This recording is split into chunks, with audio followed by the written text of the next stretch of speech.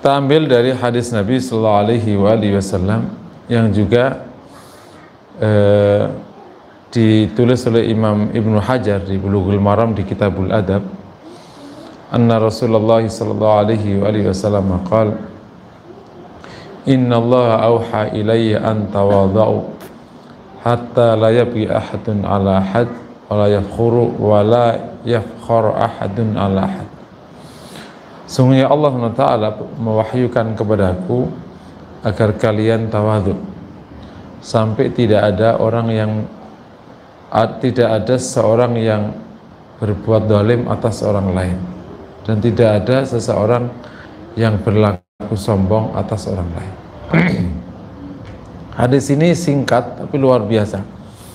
Rasulullah SAW sampai menisbatkan hadis ini bahwa ia mendapatkan wahyu dari Allah Subhanahu wa taala.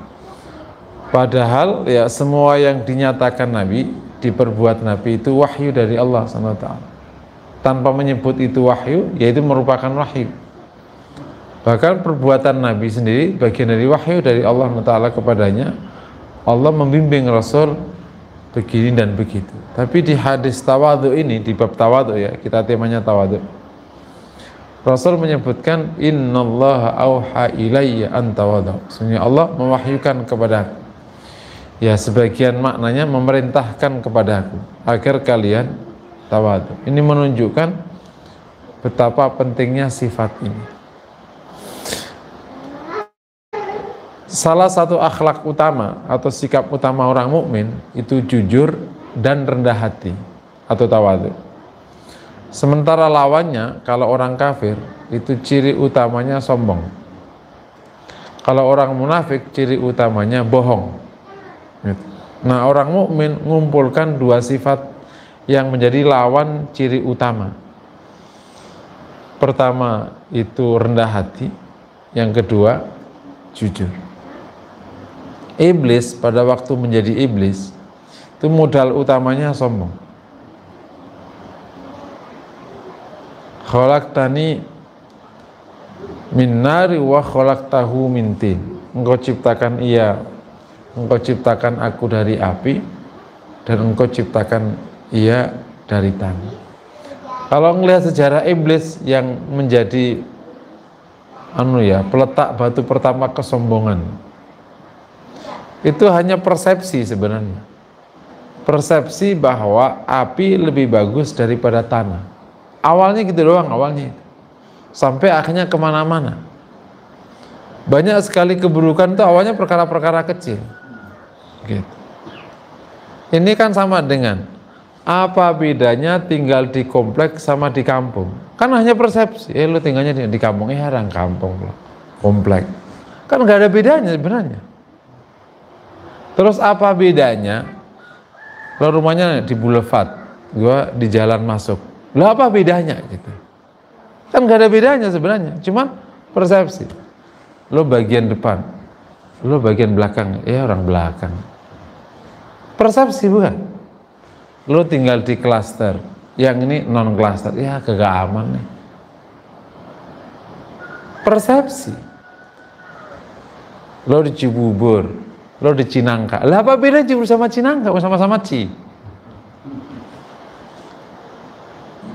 Lo Bintaro sono dikit, BSD. Lah apa bedanya? Kan BSD itu dulu dengan dianggap Bintaro sono dikit, BSD, Bintaro sono dikit. Sekarang BSD udah nyamain Bintaro, akhirnya lahir sebelahnya lagi gitu. Jadi awalnya itu persepsi.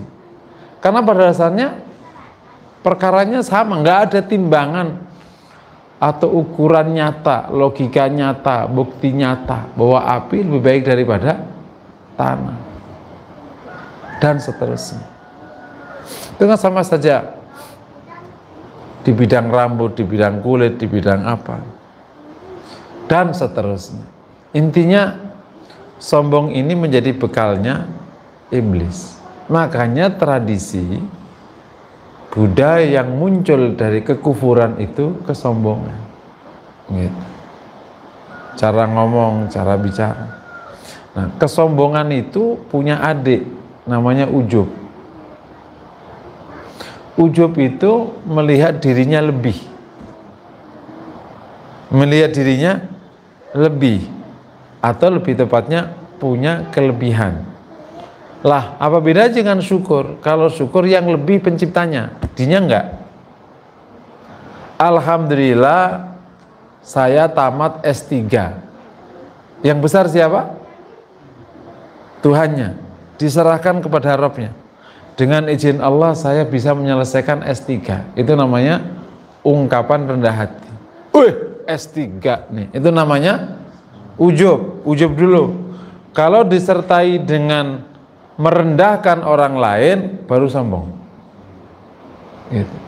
Jadi kalau belum merendahkan orang lain, baru ujub. Nah, iblis itu sudah sombong karena merendahkan orang lain, merendahkan Adam. Gitu. Nah, tetapi dari ujub ke sombong itu tinggal sebentar karena dia itu adik kakak atau bahkan mungkin iparan kali. Sebentar lagi dari ujub ya pasti ke sombong, nggak lama.